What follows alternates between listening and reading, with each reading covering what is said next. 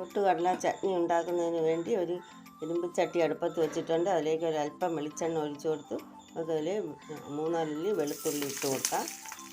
അത് വഴറ്റിയെടുക്കാം.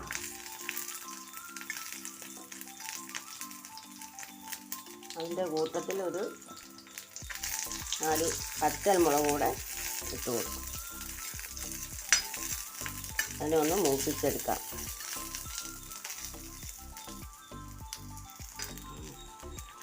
ഇത് ഏകദേശം നല്ല ചുവന്ന് വന്നിട്ടുണ്ട്. ഇതിന് നമുക്ക് കോരിയെടുക്കാം. ഇനി ഇതിലേക്ക് തന്നെ ഒരു 1/2 കപ്പ് പൊട്ടുകടല അതുകൂടെ നമുക്ക് ചെറുതായിട്ടൊന്ന് മൂപ്പിച്ചെടുക്കാം.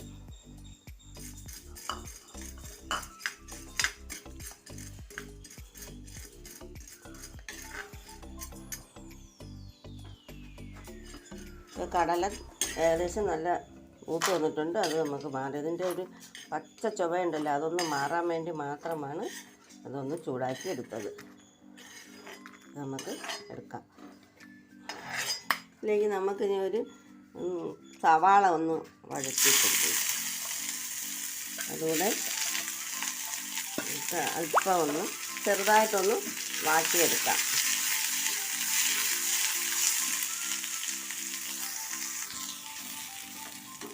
ഏകദേശം വാടി വന്നിട്ടുണ്ട് സവാള.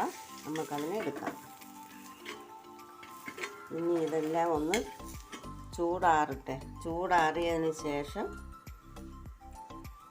നമുക്ക് മിക്സിയിൽ അരച്ചെടുക്കാം.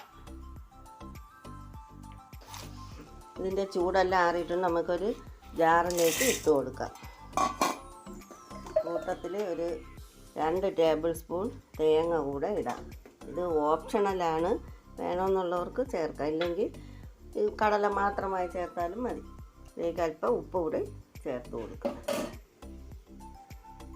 2 ഇതള് കറിവേപ്പില കൂടെ ഇടാം. നമുക്ക് അടിച്ചെടുക്കാം. ഇതിന് കടുക് താളിക്കുന്നതിന് വേണ്ടി ഇതിന് ചട്ടിയിൽ വെളിച്ചെണ്ണ ഒഴിച്ചിട്ടുണ്ട്. അല്പം കടുക് ഇട്ട് കൊടുക്കാം. ഒരു പച്ചമുളക്,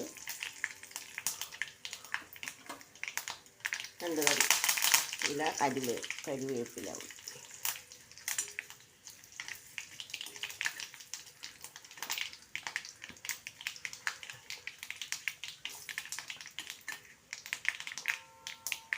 മൂത്ത് വന്നിട്ടുണ്ട്. ഈ ചട്നിയിലേക്ക് ഇട്ട് കൊടുക്കാം.